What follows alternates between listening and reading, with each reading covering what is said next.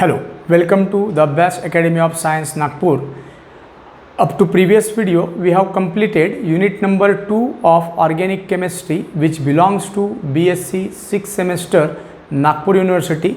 Now we have to move towards another unit of same Organic Chemistry, and that is unit number 4, and which consists of 3 parts. अगर मैं उसको सब topics में अगर divide करता हूँ तो 3 सब टॉपिक्स में मुझे उसको डिवाइड करना पड़ेगा.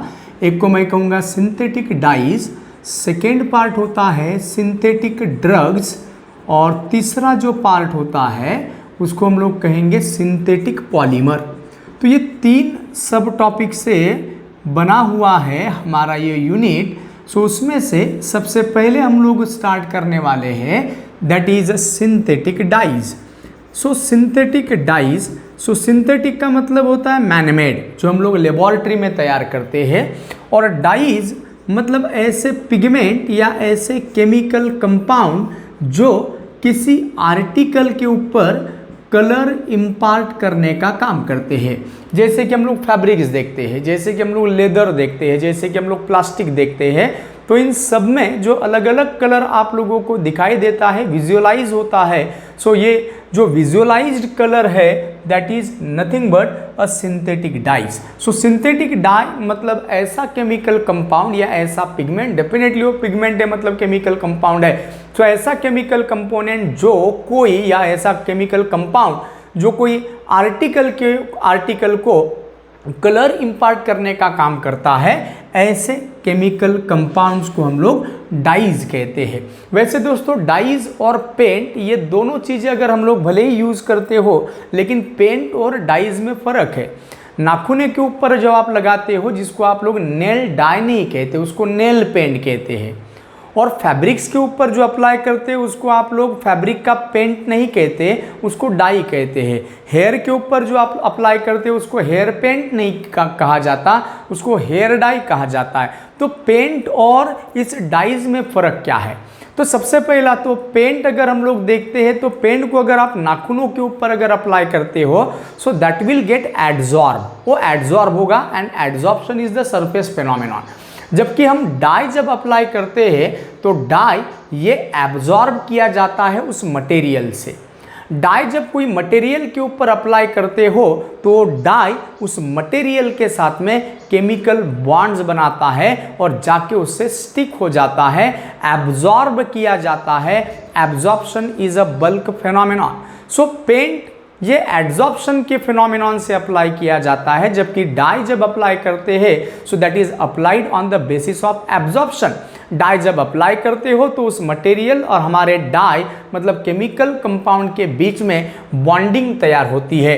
तो अगर हम लोगों को डाई के बारे में अगर बात करना है तो आइडियल डाई आप किसको कहेंगे कि हमारे डाई में कौन सी प्रॉपर्टीज रहना जरूरी है? सबसे पहली प्रॉपर्टी तो उस डाई का कोई तो भी एक इंटेंस कलर होना चाहिए. मतलब first property, it must have some intense colour, its own colour, और टेम्परेचर के हिसाब से चेंज नहीं होना चाहिए. So it should have some its own intense colour.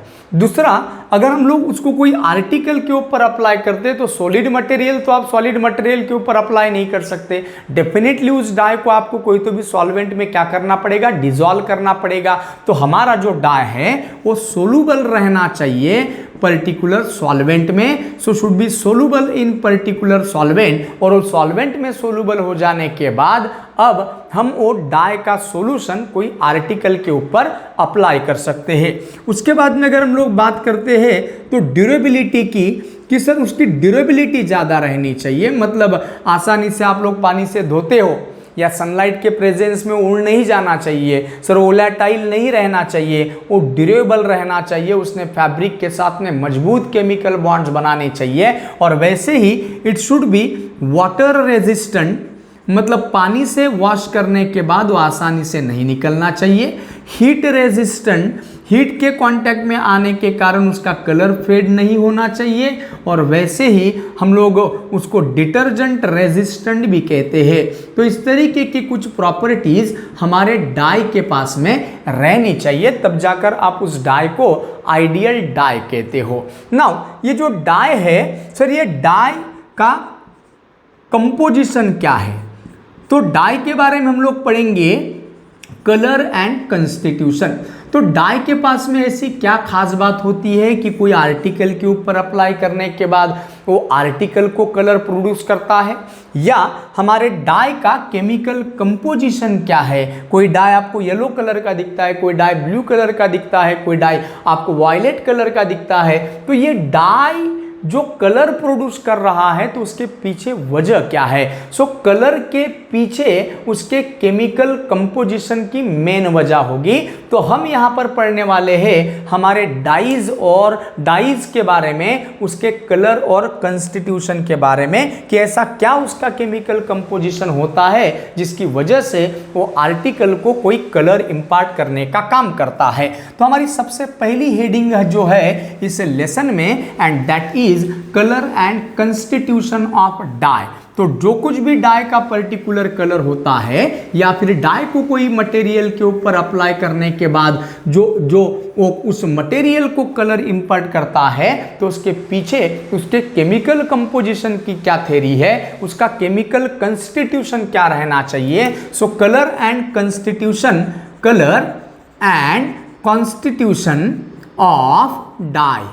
So colour and constitution of dye में हम लोग उसके केमिकल कंपोजिशन और कलर के बीच का रिलेशन फाइंड आउट करेंगे कि ऐसा क्या खास है, ऐसा क्या उनका केमिकल कंपोजिशन है so that they can impart colour to any material. So उस कलर और कंस्टिट्यूशन को एक्सप्लेन करने के लिए हमारे पास में दो थ्योरी है। एक को कहा जाता है ऑटो विट थ्योरी, ऑटो विट ये साइंटिस्ट के नाम हैं। सो पहली थ्योरी को मैं कहूँगा ऑटो विट थ्योरी, और दूसरी जो थ्योरी हम लोग यहाँ पर एक्सप्लेन करने वाले हैं and that is modern theory, या फिर उसी को आप लोग कहोगे इलेक्ट्रॉनिक थ्योरी। इलेक्ट्रॉन के लैंग्वेज में, इलेक्ट्रॉन की भाषा में हम लोग डाइज का कलर और कंस्टिट्यूशन को हम लोग एक्सप्लेन करते हैं सेकेंड थ्योरी में। ऑटोवेट थ्योरी ये बेस्ट है क्रोमोफोर और ऑक्सोक्रोम के ऊपर। सो इसी को ही हम लोग कहते हैं क्रोमोफोर ऑक्सोक्रोम थ्योरी। सो ऑटोवेट थ्योरी को ही हम लोग कहेंगे क्रोमोफोर ऑक्सोक्रोम थ्योरी, और मॉडर्न थ्योरी में हम लोग इलेक्ट्रॉन की भाषा में उसके कलर और कंपोजिशन की बात करते हैं। तो इसीलिए उस थ्योरी को कहा जाता है इलेक्ट्रॉनिक थ्योरी। सो ये दो थ्योरीज हम लोगों को एक्सप्लेन करना है, और आपको इंपॉर्टेंट मोस्ट इंपॉर्टेंट टॉपिक होता है एग्जाम में 5 मार्क के लिए कि explain chromophore auxochrome theory of dyes या फिर explain Otto Witt theory of dyes. ये कंप्लीट 5 मार्क के लिए क्वेश्चन रह सकता है। तो दूसरा जो क्वेश्चन रह सकता है आप लोगों को कि explain modern theories for the colour and constitution of dyes, या फिर explain electronic theory with reference to the colour and constitution of dyes. So modern electronic theory को हम लोग फिर से दो थ्योरीज की मदद से एक्सप्लेन करते हैं। एक को कहा जाता है वैलेंस बॉन्ड थ्योरी, और दूसरी थ्योरी जो है जो इलेक्ट्रॉनिक थ्योरी के ही रेफरेंस में हम लोग बात करते हैं जिसको कहा जाता है मॉलिक्यूलर ऑर्बिटल थ्योरी। तो इस लेसन में हम लोग क्या पढ़ेंगे, इस लेसन में हम लोग पढ़ेंगे colour and constitution of dye with reference to Otto Witt theory with reference to modern theory. उसके बाद में हम लोग पढ़ेंगे कि डाइज कौन से प्रकार के हो सकते हैं, किस तरीके से उनको अप्लाई किया जाता है कोई मटेरियल के ऊपर, और उसके बाद हम कुछ कॉमन ऐसे कुछ 4-5 डाइज हम लोगों को देखना है जिसका मेथड ऑफ प्रिपरेशन और उसका यूजेस हमको पढ़ना है। जैसे कि हमको पढ़ना है कॉन्गो रेड नाम का डाई, एलिजेरिन नाम का डाई, फिनोफ्थैलिन नाम का डाई और क्रिस्टल वॉयलेट नाम का डाई। ऐसे 4 डाइज का हमको पढ़ना है मेथड ऑफ प्रिपरेशन, और हमको पढ़ना है उसकी प्रॉपर्टीज। सो हम लोग चल रहे हैं अभी the first theory related to the colour and constitution of dye, and that is called as Otto Witt theory. So Otto Witt theory का कहना क्या है। सो एक चीज हमेशा ध्यान रखना, आप लोग प्रीवियस स्टैंडर्ड्स में भी, प्रीवियस सेमेस्टर में भी आप लोग ये बात पढ़ चुके हो कि यदि कोई सब्सटेंस इस विजिबल रीजन की रेडिएशन को अगर अप्लाई करता है, visible radiation VI, BG, YOR, so violet, indigo, blue, green, yellow, orange और रेड, ये कलर की जो रेडिएशन होती है इसके पूरे बैंड को, इसके पूरे स्पेक्ट्रम को मैं विजिबल स्पेक्ट्रम कहता हूं।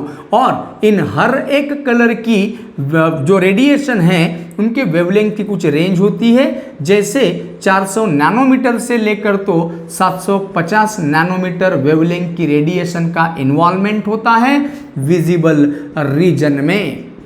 उसके बाद में अगर आप लोग उससे भी ज्यादा वेवलेंथ की रेडिएशन की तरफ जाओगे तो रहती है आईआर रेडिएशन।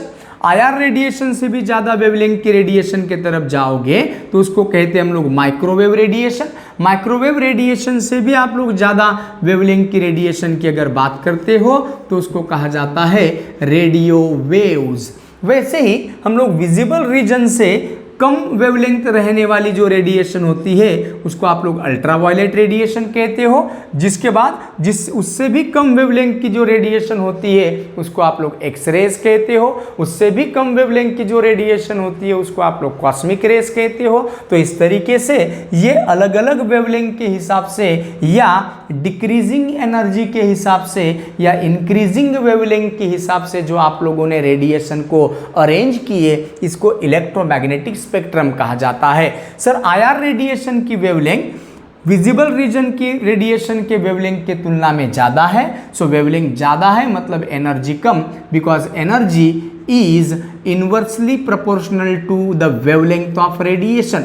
मतलब वेवलेंथ जितनी ज्यादा रहेगी उतना एनर्जी कम रहेगा, वेवलेंथ जितना ज्यादा रहेगा उतना एनर्जी कम रहता है। सो एनर्जी और वेवलेंथ के बीच का ये रिलेशन होता है। कोई भी मटेरियल ये कलर्ड क्यों दिखता है? For example this is the substance, this is the chemical compound, और इस केमिकल कंपाउंड में जब कभी विजिबल रीजन की रेडिएशन गिरेगी, फॉर एग्जांपल इस केमिकल कंपाउंड के ऊपर गिर रही है कौन सी कलर?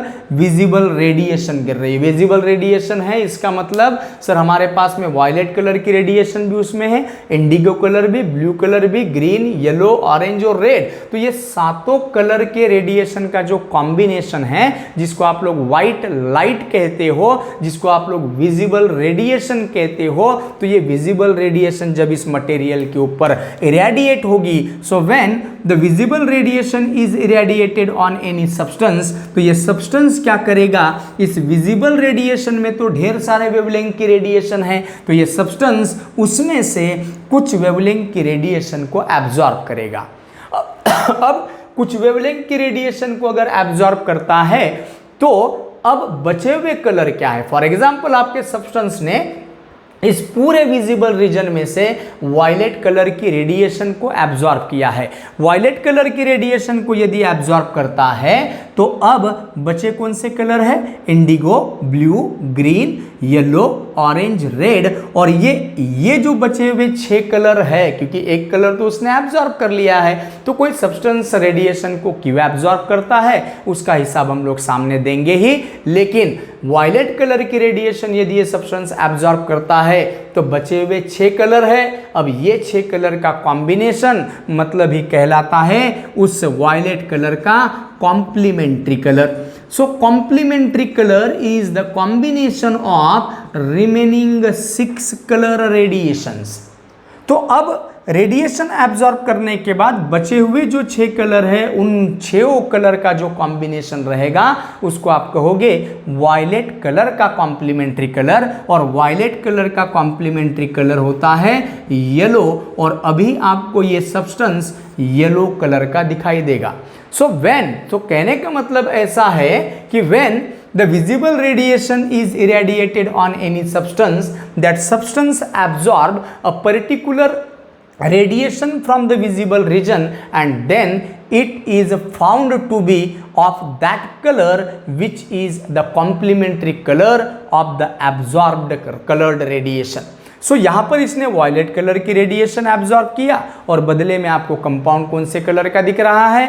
येलो कलर का दिख रहा है। तो ये कॉम्प्लीमेंट्री कलर का कंसेप्ट। या फिर दूसरी भी लैंग्वेज में मैं बात कर सकता हूँ कि पहले आपके सब्सटेंस ने रेडिएशन को एब्जॉर्ब किया, रेडिएशन को एब्जॉर्ब करने के बाद अब आपके सब्सटेंस लोअर एनर्जी लेवल से चले गया हायर एनर्जी लेवल पर। अब सब्सटेंस गया मतलब क्या क्या होता है चेंजेस? तो सर उसमें ढेर सारे चेंजेस होते हैं, इलेक्ट्रॉनिक एक्साइटेशन होता है, रोटेशनल एक्साइटेशन होता है, वाइब्रेशनल एक्साइटेशन होता है, न्यूक्लियर एक्साइटेशन होता है, ढेर सारी पॉसिबिलिटीज है। तो जैसे ही आपके सब्सटेंस ने रेडिएशन को एब्जॉर्ब किया, substance gets promoted, that substance gets promoted from lower energy level to higher energy level, और जैसे ही अब ये सब्सटेंस फिर से लोअर एनर्जी पर आने की कोशिश करेगा, और जब हायर एनर्जी लेवल से मॉलिक्यूल डीएक्साइट होता है और लोअर एनर्जी लेवल पर आता है, so then that substance have to emit a certain amount of radiation, और ये जो रेडिएशन हो रही है that is nothing but the complementary colour. So उसी को हम लोग कॉम्प्लीमेंट्री कलर भी कहते हैं। तो इसको ऐसे दो लैंग्वेज में हम लोग कॉम्प्लीमेंट्री कलर समझ सकते हैं। तो सब्सटेंस ने पहले मान के चलो वायलेट कलर की रेडिएशन एब्जॉर्ब किया, जिसकी रेंज होती है 400 से 435 नैनोमीटर, और बाद में हायर एनर्जी लेवल से मॉलिक्यूल फिर से लोअर एनर्जी लेवल पर डीएक्साइट हुआ। डीएक्साइटेशन के दौरान उस मॉलिक्यूल को रेडिएशन इमिट करनी पड़ेगी उससे कम एनर्जी की, और उसी को उस इमिटेड रेडिएशन को हम लोग कहेंगे, उस इमिटेड कलर्ड की रेडिएशन को कहेंगे एब्जॉर्ब्ड कलर्ड के रेडिएशन का कॉम्प्लीमेंट्री कलर। मतलब अभी येलो कलर की रेडिएशन इमिट होते हुए दिखाई देगी। कहने का मतलब ऐसा है कि when a substance is seems to be coloured, कोई भी सब्सटेंस तभी आपको कलर दिखता है if it absorb the radiation from the visible region, and then the molecule gets promoted from lower energy level to higher energy level, and when that molecule comes to the lower energy level, then that molecule have to emit certain amount of radiation with some new color, and that new color is called as complementary color। जैसे मैंने violet colour का complementary colour लिखा yellow, वैसे ही हर colour का एक complementary colour होता है। तो एक चीज माइंड में आप लोगों को ध्यान रखना है कि कोई भी सब्सटेंस आपको कलर तभी दिखता है जब वो सब्सटेंस क्या करेगा, विजिबल रीजन की रेडिएशन को एब्जॉर्ब करेगा। यदि आपका सब्सटेंस ये 200 नैनोमीटर वेवलेंथ की रेडिएशन एब्जॉर्ब करता है एक्साइटेशन के लिए, तो आपका कंपाउंड कलरलेस दिखेगा। यदि आपका सब्सटेंस 700 या 8 यदि आपका कंपाउंड 900 नैनोमीटर वेवलेंथ की रेडिएशन एब्जॉर्ब करता है, मतलब आईआर रेडिएशन की बात चल रही है, तब आपका सब्सटेंस आपको कोई भी कलर का नहीं दिखता। सो पहली कंडीशन, कोई भी सब्सटेंस आपको कलर तभी दिखेगा जब वो सब्सटेंस विजिबल रीजन से रेडिएशन को एब्जॉर्ब करेगा और इमिट इट्स कॉम्प्लीमेंट्री कलर। तो ये चीज सबसे पहले आप लोगों को ध्यान रखना पड़ेगा। सो उसके बाद में according to the Otto Witt's theory, कोई भी जो सब्सटेंस है, अगर हम लोग डाई की अगर बात करते हैं तो डाई में दो चीजें प्रेजेंट होती है। एक को कहा जाता है क्रोमोफोर और दूसरे को कहा जाता है auxochrome. So according to the Otto Witt theory, dyes में ऐसी क्या खास बात है कि वो विजिबल रीजन की रेडिएशन एब्जॉर्ब करता है और कॉम्प्लीमेंट्री कलर के तौर पर वो कोई तो भी कलर्ड रेडिएशन को इमिट करता है, और जिस कलर की रेडिएशन उसने इमिट किया है वही कलर का वो कंपाउंड भी आप लोगों को दिखाई देता है। तो ये डाई में ऐसा क्या खास रहता है? So according to the Otto Witt theory, dye consist of two components. कोई भी डाई में, कोई भी केमिकल डाई में, कोई भी सिंथेटिक डाई में दो प्रकार के कंपोनेंट प्रेजेंट होते हैं। एक को कहा जाता है क्रोमोफोर और दूसरे को कहा जाता है auxochrome. So any dye consist of two part and first is chromophore and second is auxochrome. वैसे तो सर ये क्रोमोफोर और ऑक्सोक्रोम ये ग्रीक वर्ड है। क्रोमो फोर बना है क्रोमा से, क्रोमा का मतलब होता है कलर, और फोर का मतलब होता है फोरिक, और फोरिक का मतलब होता है प्रोड्यूसिंग। दूसरा अगर ऑक्सोक्रोम की अगर बात करते हैं तो ऑक्सोक्रोम ये दो वर्ड से बना हुआ है। ऑक्सोम नाम का ग्रीक वर्ड, और ऑक्सोम नाम के ग्रीक वर्ड का इंडियन मीनिंग होता है टू इंक्रीज, और क्रोम मतलब आया है क्रोमा से, और क्रोमा को हम इंडियन लैंग्वेज में कहेंगे कलर। सो अब ये क्रोमोफोर और ऑक्सोक्रोम का रहना जरूरी है। कोई भी डाई में, so any dye must contain these two components, first is chromophore and second is auxochrome. Chromophore का कहना क्या है? सर क्रोमोफोर मतलब ऐसे कुछ अनसैचुरेटेड ग्रुप्स है जो मॉलिक्यूल में प्रेजेंट रहेंगे तो आपको मॉलिक्यूल कलर दिखता है। फॉर एग्जांपल यदि आप बेंजीन लेते हो जहां पर 6 कार्बन है, 6 हाइड्रोजन और डिलोकलाइज्ड पाई इलेक्ट्रॉन क्लाउड है, सर ये बेंजीन हम लोगों को कलरलेस दिखता है। लेकिन यदि यही बेंजीन पर मैं NO2 ग्रुप अगर लगा देता हूं, नाइट्रो ग्रुप, तो अब ये नाइट्रोबेंजीन बन गया है और ये नाइट्रोबेंजीन अब मुझे येलो कलर का दिखने लगा है। सर जब बेंजीन रिंग अकेला था तब वो कोई भी कलर का नहीं दिख रहा था, कलरलेस दिख रहा था, लेकिन as you introduce this nitro group on that benzene ring then that molecule seems to be pale yellow. It means sir ये नाइट्रो ग्रुप में कुछ तो भी खास है जिसकी वजह से उसने इस मॉलिक्यूल को कलर दिया है। सर नाइट्रो ग्रुप को अगर हम लोग गौर से देखते हैं, सो नाइट्रो ग्रुप मतलब N double bond O, NO coordinate bond, ये रहा sir nitro group.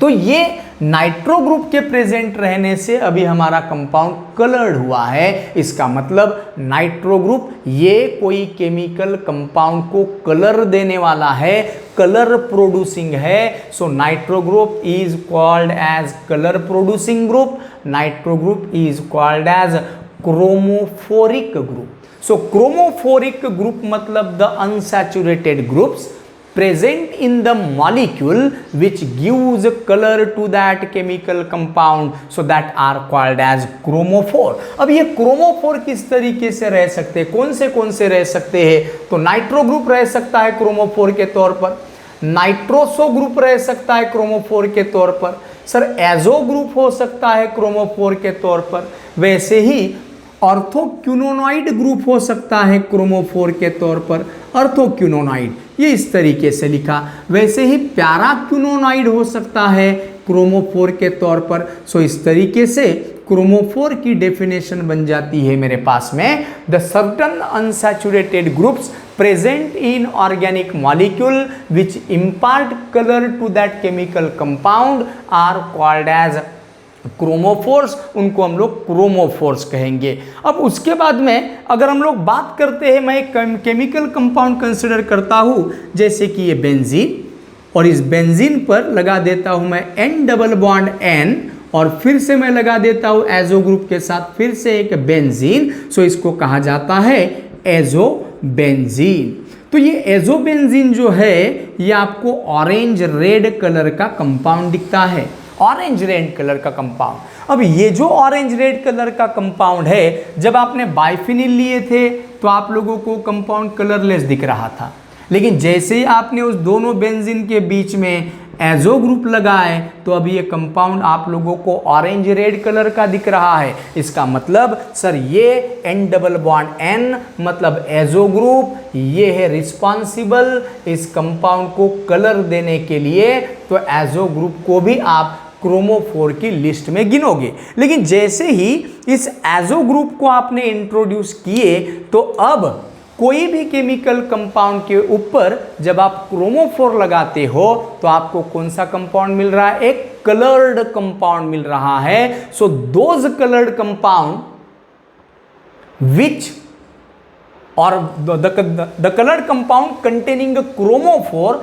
that is called as chromogene, उसको क्रोमोजीन कहा जाता है।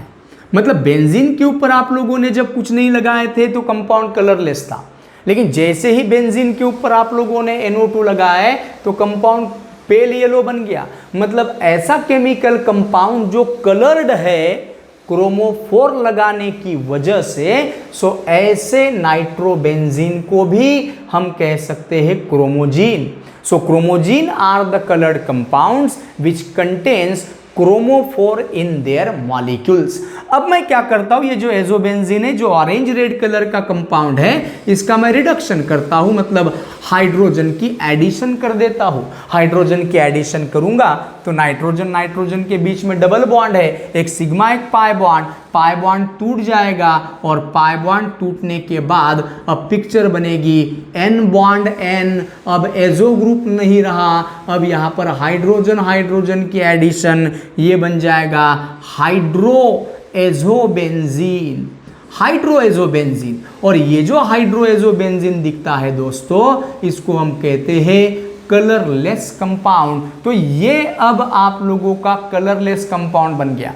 तो ऐसा क्रोमोजीन जिसका मैंने रिडक्शन किया, क्रोमोजीन ये कलर्ड कंपाउंड था, लेकिन रिडक्शन करने के बाद वो क्या बन गया है, कलरलेस बन गया है। सो ऐसा रिड्यूस्ड कंपाउंड जो क्रोमोजीन के रिडक्शन के बाद में मिला, जो खुद एक कलरलेस है, so the colourless compound which is obtained after the reduction of chromogen, that is called as leuco compound. तो इसको लुको कंपाउंड हम लोग कहेंगे। सो लुको कंपाउंड का मतलब the colourless compound which is obtained after reduction of chromogen, so that is called as leuco compound. तो chromophore का मतलब यहां पर हम लोगों ने समझे कि क्रोमोफोर क्या है। Sir chromophore are the certain unsaturated groups present in a molecule which gives color to that compound are called as chromophore.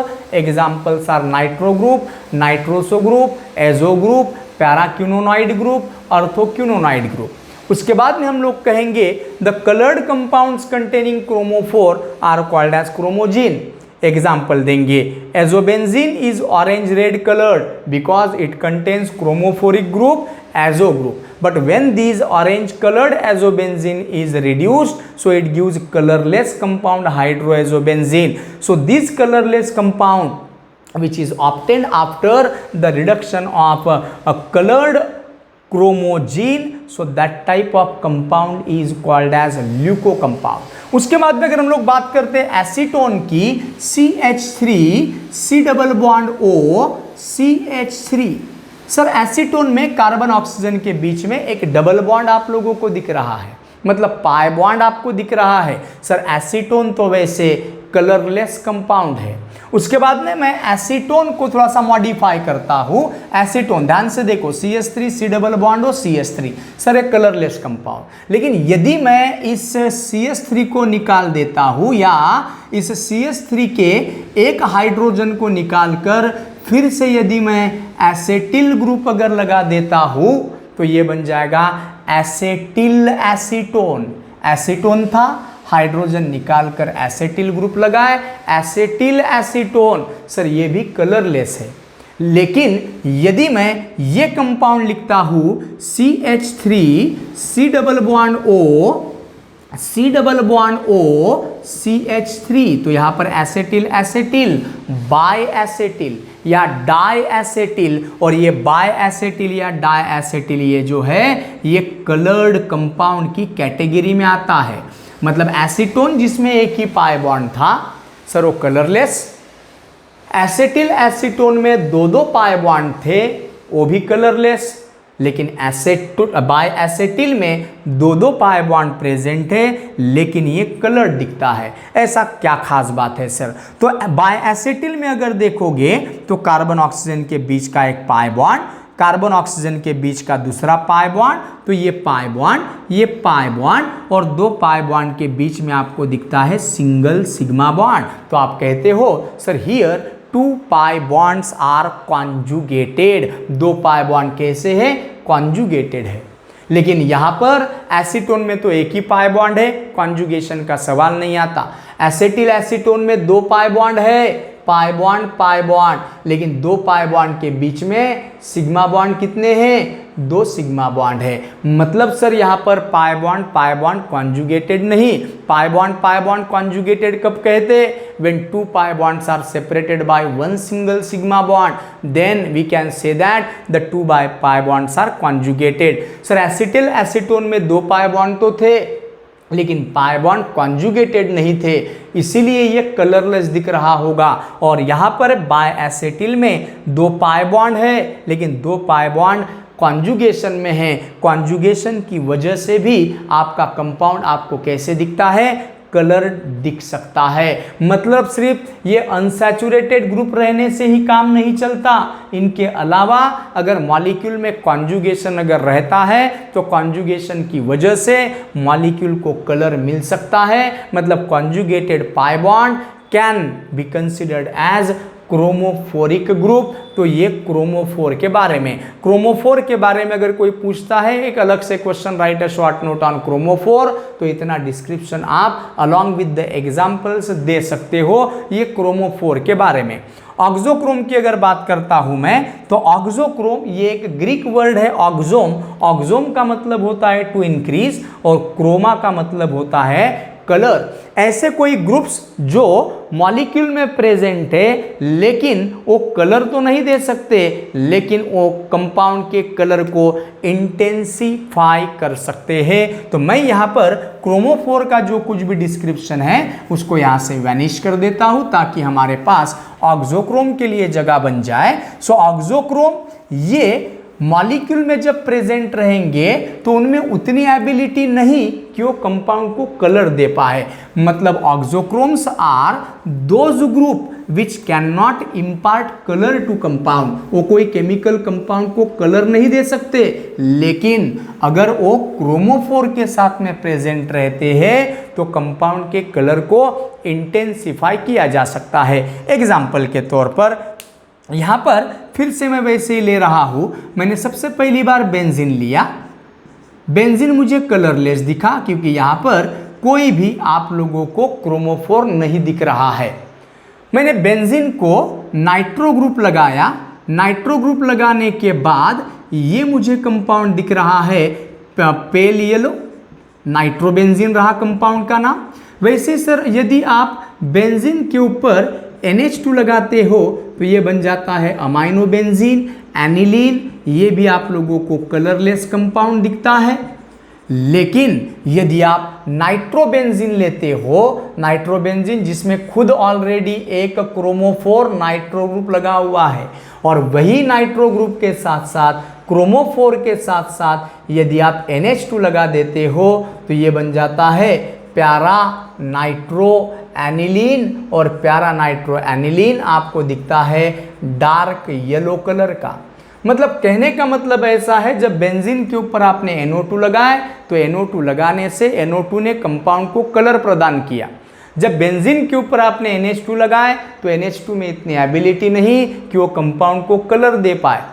लेकिन जब पहले से ही क्रोमोफोर लगे हुए नाइट्रोबेंजीन के ऊपर आपने NH2 लगाए तो कलर तो नहीं बदला सर, लेकिन पहले की तुलना में कलर इंटेंसिफाई हो गया। मतलब NH2 ये ऐसा ग्रुप है जो खुद केमिकल कंपाउंड को कलर तो देता नहीं, लेकिन कोई क्रोमोफोर के साथ में यदि अटैच्ड है so it can impart colour to that, sorry it can intensify the colour of that compound. So auxochrome मतलब ऐसे ग्रुप्स जो खुद केमिकल कंपाउंड को कलर इंपार्ट नहीं कर सकते, but when they attached, when they are associated with the chromophore, then they can intensify the color of compound. So color of compound को intensify करने का जो काम होता है वो ऑक्सोक्रोम का होता है। So ऑक्सोक्रोम की क्या खास बात है? So auxochrome are the groups having at least one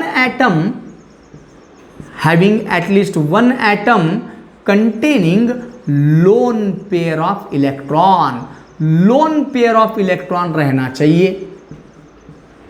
और क्रोमोफोर की क्या खास बात? वो अनसैचुरेटेड रहना चाहिए, पाई बॉन्ड रहना चाहिए। सर ऑक्सोक्रोम की क्या खास बात है कि वो मॉलिक्यूल के साथ में जब प्रेजेंट रहेंगे तो मॉलिक्यूल को कलर नहीं दे पाएंगे, लेकिन पहले से ही कोई कलर्ड कंपाउंड यदि रहता है क्रोमोफोर लगा हुआ, उस क्रोमोफोर लगे हुए कंपाउंड को जब आप ऑक्सोक्रोम लगाओगे so it will intensify the color of that compound. So they do not have ability to impart color, but they can intensify the color of given chemical compound when they are associated with chromophore. So इनके पास क्या खास बात है, इनके पास lone pair रहनी चाहिए। NH2 nitrogen के पास होती है लोन पेयर, वैसे ही हाइड्रोक्सी ग्रुप ऑक्सीजन के पास होती है लोन पेयर, वैसे ही NH2 नाइट्रोजन के पास होती है लोन पेयर, वैसे ही अल्कोक्सी ग्रुप ऑक्सीजन के पास होती है लोन पेयर, वैसे ही सेकेंडरी अल्किल ग्रुप R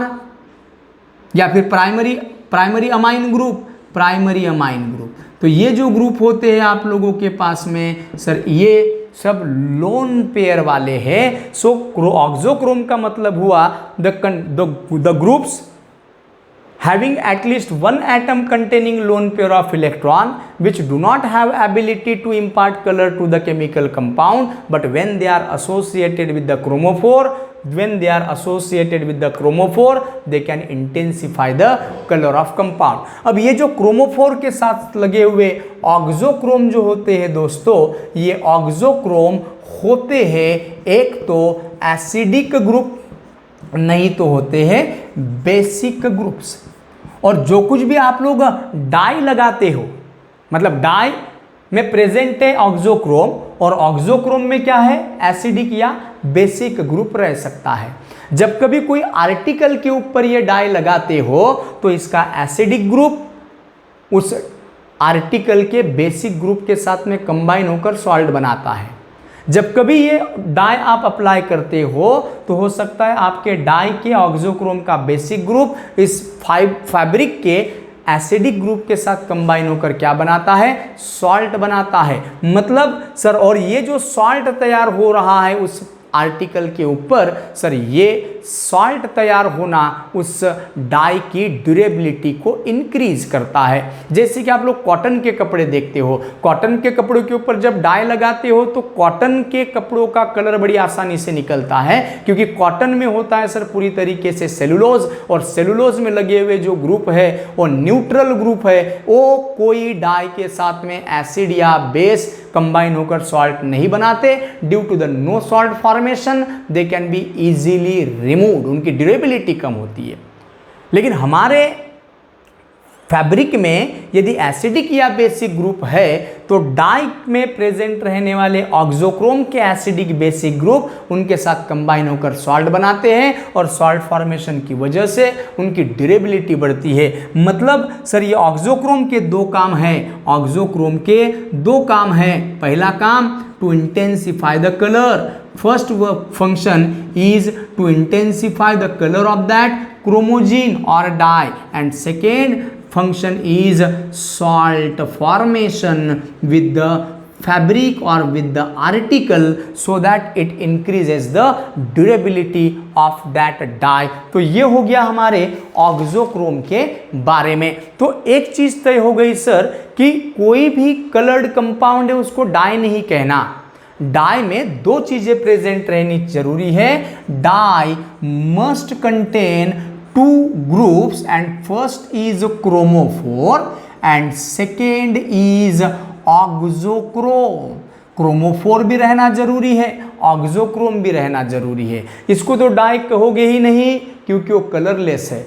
दूसरा, उसमें ना क्रोमोफोर है ना ऑक्सोक्रोम है। नाइट्रोबेंजीन कलर्ड है लेकिन उसको डाई नहीं कहना क्योंकि उसमें सिर्फ क्रोमोफोर ही है, ऑक्सोक्रोम प्रेजेंट नहीं। Due to the absence of auxochrome it can not be considered as a dye. Dye तभी कहोगे जब वो कंपाउंड कलर्ड रहे, दूसरा उसमें क्रोमोफोर रहे, और तीसरा उसमें ऑक्सोक्रोम भी रहे। तो ऐसे तीन प्रॉपर्टीज हमारे डाई के पास में रहनी चाहिए।